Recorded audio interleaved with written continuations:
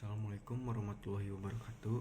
Perkenalkan, nama saya Bagus Prasetyo. Pada presentasi kali ini saya akan menjelaskan tentang Sunan Ampel, yaitu mulai dari biografinya, lalu riwayat pendidikannya, cara dakwahnya, dan apa pengaruhnya terhadap terhadap perkembangan Islam.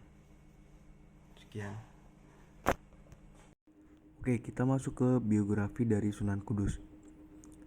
Nah, Sunan Kudus itu nama lahirnya adalah Ja'far As-Shodiq. Dia merupakan ulama sekaligus panglima perang dari Kesultanan Demak yang termasuk dalam anggota Dewan Wali Songo. Dia itu memiliki gelar, yaitu gelarnya itu Sunan Kudus, Nasabnya bin Syarif Sabil, Nisbahnya Al-Qudsi, dan dia lahir pada tanggal 9 September tahun 1500. Lalu meninggalnya di 5 Mei 1500 di Kesultanan Kudus. Lalu dimakamkan di Kauman Kota Kudus dan memiliki kebangsaan Kesultanan Demak. Pekerjaannya yaitu menjadi imam masjid, Dewan Wali Songo, dan Panglima Perang Demak. Nah, dia juga termasuk dari murid Sunan Ngudung, Kiai Telengsing, Sunan Ampel, King Agung Ngerang, dan guru-guru lainnya, dan memiliki 3 istri, yaitu Dewi Ruhil binti Sunan Bonang, Diah Ayu Utari binti Raden Husain, dan Putri Adipati Kanduk.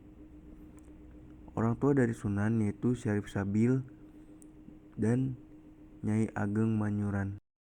Oke, lalu kita masuk ke riwayat pendidikan dari Sunan Kudus. Nah, pendidikan dasar agamanya yaitu sejak kecil Sunan Kudus telah mendapatkan pendidikan agama Islam yang sangat kuat dari keluarganya, karena keluarganya sangat dekat dengan para wali. Lalu dia belajar di pesantren Sunan Ampel, yaitu di Surabaya. Sunan Kudus belajar Islam secara mendalam di pesantren yang diasuh oleh kakeknya, Sunan Ampel. Di sana ia belajar ilmu fikih, tafsir, hadis, dan ilmu-ilmu Islam lainnya bersama dengan tokoh-tokoh Wali Songo lainnya seperti Raden Paku, Sunan Giri, dan Raden Patah. Lalu Sunan Kudus menuntut ilmu ke Timur Tengah. Setelah menimba ilmu di tanah Jawa, Sunan Kudus dikisahkan juga pernah melakukan perjalanan ke Timur Tengah, yaitu kemungkinan ke Mekah dan ke Madinah, untuk memperdalam ilmunya. Di sana ia belajar pada para ulama besar dan memperluas wawasan keislamannya, khususnya dalam bidang fikih dan tasawuf.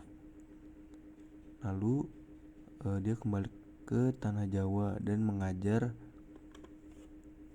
di sana. Setelah kembali dari timur, Sunan Kudus kemudian aktif berdakwah dan mengajar. Ia mendirikan Masjid Menara Kudus dan menjadikan wilayah Kudus sebagai pusat dakwah dan pendidikan Islam. Ia juga dikenal sebagai ulama yang toleran dan bijak, terutama dalam strategi dakwah yang menghargai budaya lokal seperti tidak menyembelih sapi sebagai bentuk toleransi terhadap masyarakat Hindu. Nah, lalu kita masuk ke metode dakwah. Dalam metode dakwah ini ada 3. Nah, yang pertama itu pendekatan dengan masyarakat Hindu. Dahulu diketahui bahwa masyarakat Hindu sangat berpegang teguh terhadap keyakinan dan kepercayaan yang dianutnya, sehingga pendekatan ini cukup sulit dilakukan. Tetapi demikian, tetap saja Sunan Kudus mencoba melalui metode ini. Tidak secara terus terang memaksa masyarakat kala itu memeluk Islam secara langsung. Namun, beliau hanya mengajak masyarakat mempelajari sedikit demi sedikit tentang Islam. Ja'far Shodiq benar-benar menerapkan rasa toleransi yang sangat tinggi melalui ajaran Islam. Siapapun boleh mempelajari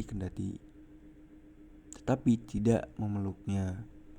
Niscaya dengan berjalannya waktu, mereka akan mengenal dan memahami pasti tentang Islam. Karena memeluk Islam sudah tentu harus dari keinginan dan niat ikhlas dari harta masing-masing. Sebagai penghormatan, kemudian dibangunlah masjid dengan menara yang menyerupai bangunan candi. Lalu metode dakwah yang kedua, pendekatan dengan masyarakat Buddha. Berbeda pendekatan dengan masyarakat Hindu, Di Buddha, Sunan Kudus secara khusus membuat tempat wudhu yang berbentuk pancuran sejumlah 8 titik pancuran, di mana setiap titik pancuran ini diberi arka Kebo Gumarang yang sangat dihormati oleh masyarakat Buddha. Pembuatan tempat wudhu ini diharapkan menarik penasaran masyarakat setempat sehingga mereka mau masuk ke area masjid. Setidaknya masyarakat Buddha yang sekedar penasaran juga mau mendengarkan penjelasan Sunan tentang nilai-nilai agama. Oke, terus kita masuk ke metode dakwah yang terakhir, yaitu mengubah ritual selamatan atau mitoni. Mitoni sendiri merupakan acara adat yang sejak zaman dulu bernilai sakral oleh masyarakat Hindu Buddha di Jawa. Maka selamatan atau mitoni ini merupakan cara masyarakat kala itu mengungkapkan rasa syukur akan karunia Tuhan, yaitu seorang anak. Dahulu, mitoni sebagai wujud rasa syukur diwujudkan dengan mempersembahkan berbagai sesajen dan persembahan kepada patung dan arka, bukan kepada Allah sebagaimana harusnya. Maka disinilah tugas para Sunan Kudus untuk meluruskan isi dari acara tersebut. Nah, rekonstruksi mitoni ini kemudian disesuaikan dengan nilai-nilai Islam dan tidak dihilangkan begitu saja, sehingga saat ini mitoni tetap menjadi tradisi Jawa. Oke, lalu apa sih pengaruhnya Sunan Kudus dalam perkembangan Islam ini? Nah, yang pertama itu untuk menyebarkan toleransi dalam beragama. Peran pertama yang dilakukan oleh Sunan Kudus yakni dengan membawa dan menyebarkan toleransi dalam beragama. Hal itu turut dilakukan melalui dakwahnya dengan menghormati antara pemeluk agama lain. Pada masa itu Sunan Kudus mendekati masyarakat Kudus dengan memanfaatkan simbol-simbol Hindu dan Buddha. Dalam dakwahnya tersebut ia melarang umat untuk melakukan penyembelihan sapi saat ibadah kurban. Hal itu dilakukan sebagai bentuk toleransi dan menghormati ajaran agama Hindu Buddha yang diposisikan sapi adalah hewan yang paling dihormati. Nah, lalu yang kedua itu melakukan dakwah melalui seni budaya. Nah, peran kedua ini dilakukan dalam mengembangkan Islam di Indonesia itu dengan melakukan dakwah melalui seni budaya. Kegiatan satu ini diimplementasikan dengan mengadakan acara seperti beduk dan dangan, mengundang umat untuk mengumumkan hari pertama puasa. Nah, yang terakhir itu meninggalkan banyak peninggalan. Peran yang ketiga ini turut dilakukan oleh Sunan Kudus untuk mengembangkan Islam di Indonesia, yakni dengan meninggalkan banyak sejarah. Salah satu contoh sejarahnya yaitu peninggalan Wali Songo. Ada Masjid Menara Kudus yang dibangun pada tahun 956 atau